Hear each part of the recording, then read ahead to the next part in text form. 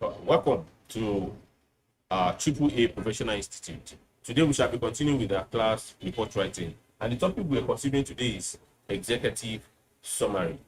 Okay, under the executive summary, we shall be considering the tools that are necessary for writing a suitable and a successful executive summary. The first one is going to be the definition of the executive summary, followed by the location of the executive summary. Then the next one will be the objective, and the next one will be the structure of executive summary, the length, and then we'll be considering who are your audience for when you're writing executive summary. First one is the definition. The definition is executive summary is the abridged version. Let's say this is the abridged version of the report. So the abridged version of the report is, that is, there is a body of the report, and the report is being summarized into an abridged version. That is, a complete version of the report is compressed into what is called the executive summary. The next thing we are looking at is going to be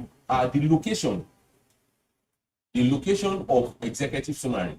This is important because for students that are writing professional exams, it's important to know where to locate your executive summary. And in this class, I'll be letting us know that it is located at the beginning of the report. At the beginning of your report, That is, I'll just put a clause here. Immediately, let me put in bracket, immediately after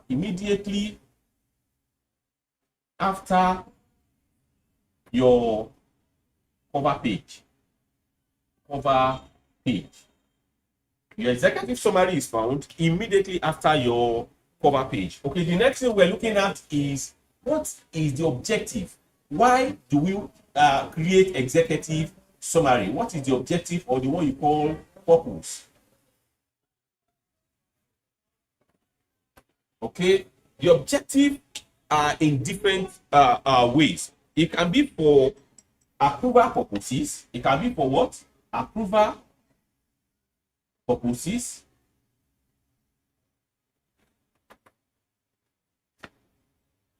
It can be for appraiser purposes.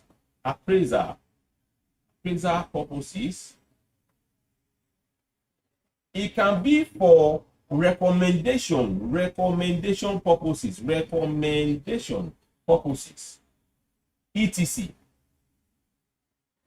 etc. Okay, so these are the objectives of the executive summary. Okay, the next thing we'll be looking at is the structure of executive summary. Structure of the executive summary. What are the structure? How is it supposed to be like? Now, we must note that executive summary, like we said in the definition, is the abridged version. That is, if the report has a like a number of summaries or sections, the executive summary also must have that same number of sections. Let me give you an example. The structure is the outlines, the number of outlines that are involved or involved in the body, in the report, must be replicated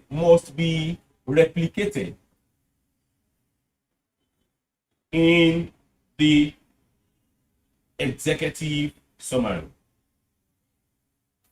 I hope this is clear to us. That is, in the body of your report, you will have something like one. Let's say your introduction is 1.0. Introduction.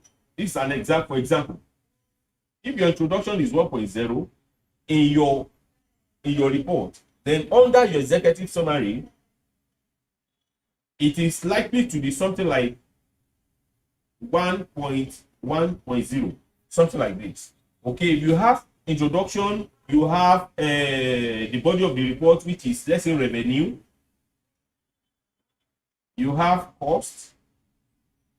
This is 1.20. This is 1.3. This will be 1.30, 1.20. You can see the way it's going.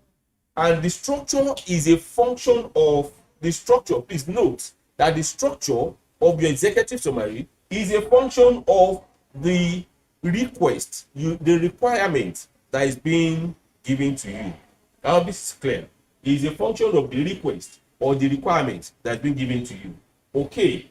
Okay, the next thing we're looking at under executive summary, the tools, is the length. The length, what is required, what length is required in writing the executive summary. Now, there are different theories, but I would implore students to take this theory of, say, 10%. 10% of the report. 10% of the report. Now, that is, if your report is 20 pages, for example, if your report is 20 pages, then if report is, for example, e.g., if your report of 20 pages, means that your executive summary will be what? 2 pages. Okay, so this is what we are saying. Just use this rule and you will be fine, because it is called executive summary because it must not be too lengthy. It's assumed that the board of directors are the ones using this, and they will not want to waste much of the time. That is, you must not give too much details in your executive summary. Whoever needs details that is beyond necessary should go to the body of the report, and such a detail will be brought in there. Okay, so I hope this is clear to us. That's the length of your executive summary. The last thing we are talking about is what I just mentioned now, which is what? The audience. Who are your audience? Who are you writing to? Who are you targeting? Now, from the definition or from the topic itself, it's called executive summary. Now, it means the people that you are targeting are the executive, the top management level. Top management level. That is, number one, the board of directors. The board of directors. Principal partners, etc., MDs, MD CEOs, etc. Okay, so these are the people you are targeting when it comes to the audience as you're writing executive summary. While I conclude this class, it's important for students to note that executive summary must contain all important information that have been written in the body of the report.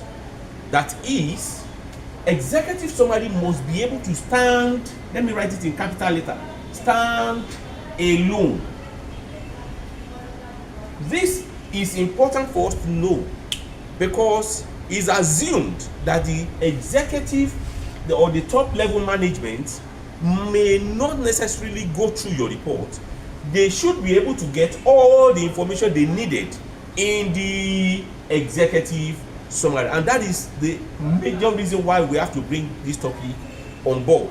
I hope this is clear and I hope you understand. Please, if you have any question, please feel free to click the buttons below, subscribe, chat us down, and we'll respond to them in due time. We appreciate you.